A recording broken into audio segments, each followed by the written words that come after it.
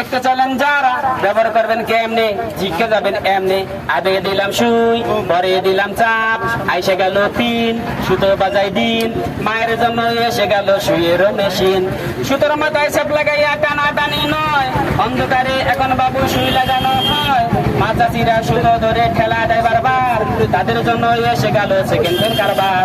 এসে গেল বাংলাদেশে চায়নারি পণ্য, সুইয়ের মাঝে সুতো লাগান মুরব্বীর জন্য। এমন কিছু আবিষ্কারে সুইয়ের মাঝে সুতো, সুই কাটতে গিয়া মুরব্বীরা আর খাবেন না গুতো। আঙ্গুলেতে গুতো নয় মেশিনে কাজ করেন, চেষ্টা করলে অন্ধকারে সুই গাঁথিতে পারেন।